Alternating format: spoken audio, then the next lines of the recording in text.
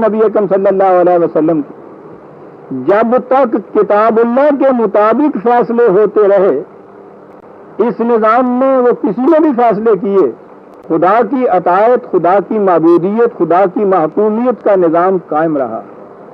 یہاں کسی نے اس چیز کو مس نہیں کیا کہ صاحب ایک چیز تو اس کے ساتھ اطاعت رسول بھی تھی، اب وہ کس طرح سے کی جائے.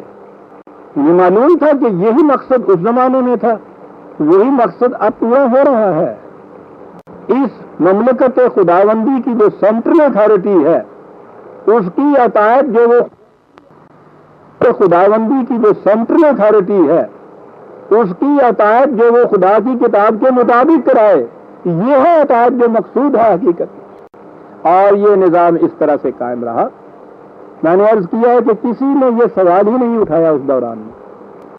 جب یہ نظام ٹوٹ گیا اور اس کے بعد ملوکیت آپ کے ہاں آ گئی، اس ملوکیت میں وہ ملوکیت ہے آپ کے ہاں، اسے کچھ کہیے. اصل میں آج کی اصطلاح میں سیکولر گورنمنٹ اسے کہا جاتا ہے. سیکولر نظام جو قائم، قوانین و خداوندی کے دو ٹکڑے کر دیے گئے، پرسنل لاز اور پبلک لاز الگ الگ کیے گئے. سب سے پہلا شرک ہے جو دین کے اندر ہوا ہے. قرآن کی روح سے نہ انسانی ذات کے بیس سے کیے جا سکتے ہیں، نہ اس کی زندگی کے معاملات کو بھی بانٹا جا سکتا ہے. یہاں پبلک اور پرائیویٹ کا کوئی کوشچن ہی نہیں ہے سر. یہاں پرسنل لاز اور پبلک لاز الگ الگ ہیں ہی نہیں. اسی قرآن میں پرسنل لاز ہیں، اسی قرآن میں پبلک لاز ہیں.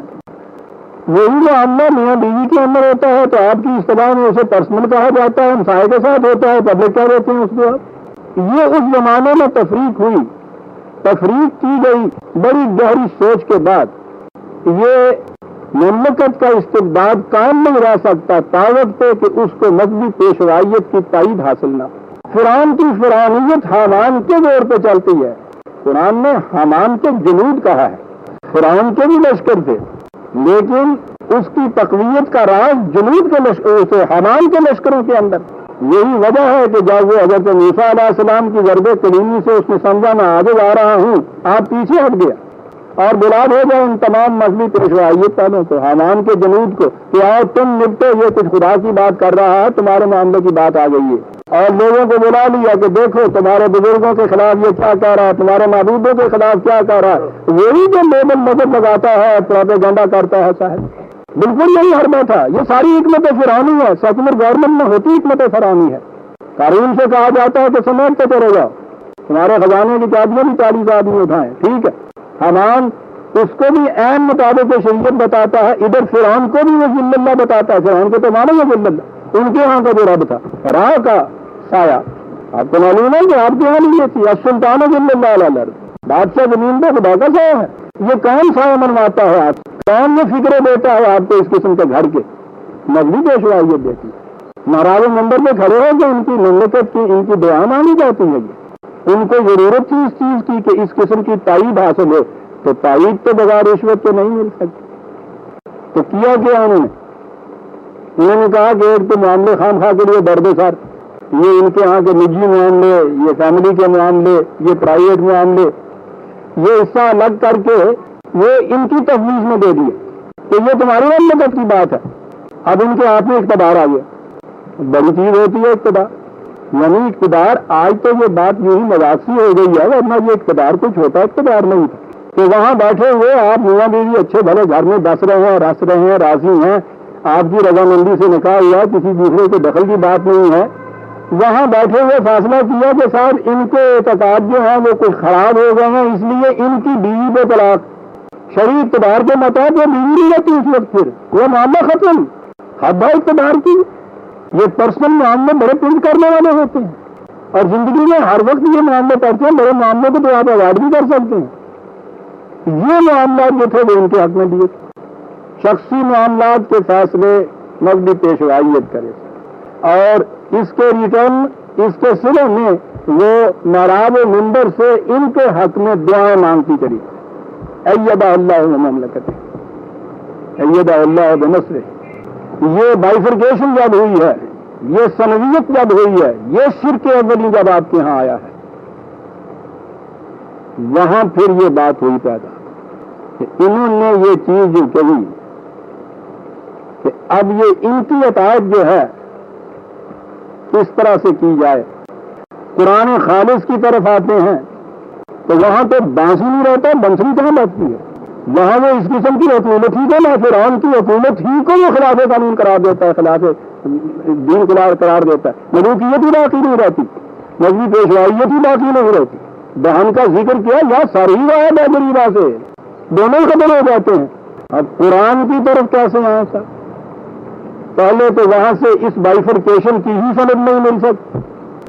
پھر اگر اس میں بھی آ جائیں تو یہ تو محدود اتنا کر دیتا ہے ہر اختیار کا کہ جو ہی آپ نے فیصلہ دیا سند دینی پڑے گی آپ کو قرآن کی آیت، تو اس میں حدود مقرر کی ہیں، اس سے باہر نہیں جا سکتے. محدود اختیارات کے اندر تو کوئی حکومت کی لذت تو ملتی نہیں. حکومت تو یہی بات ہے کہ اختیار حاصل ہو، اللہ محدود اختیار حاصل ہو. اب یہ ہے عزیزان من وہ پہلا دور جس میں اس کی ضرورت پڑی کہ قرآن کے ساتھ کچھ اور بھی ہونا چاہیے.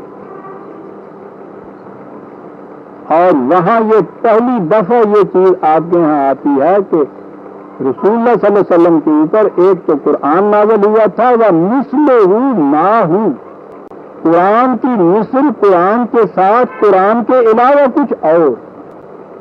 آپ نے غور فرمایا کہ وہ جو وہاں سنویت ڈوئلزم تھی اس کے لیے یہاں آگے کس طرح سنویت پیدا ہو رہی ہے. قرآن کی مثل قرآن کے ساتھ کچھ اور.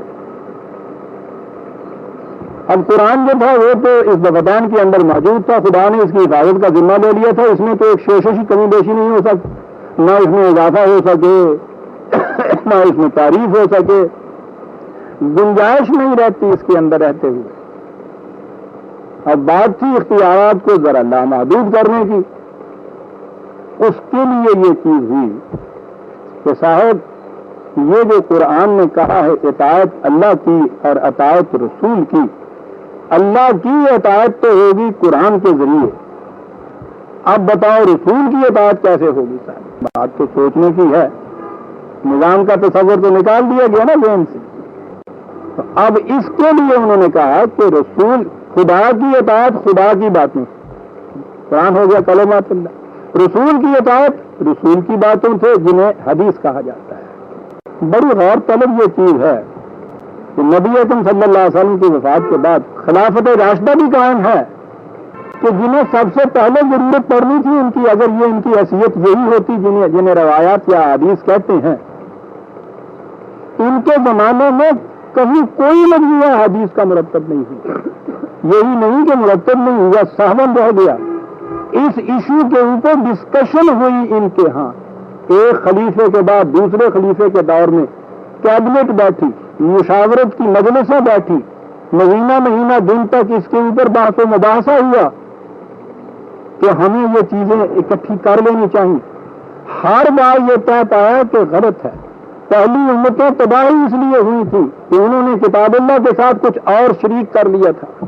ہم کتنی احتیاط برتیں، ہو سکتا ہے کہ آگے چل کے اس کی مستقل حیثیت کتاب اللہ کے ساتھ ہو جائے. ہمیں ایسا نہیں کرنا چاہیے. اور یہ تاریخی ان احادیث کی ہمیں بتاتی ہے. نہیں کرنے کے بعد طے جب ہوا تو یہ تو مملکت نے طے کیا تھا.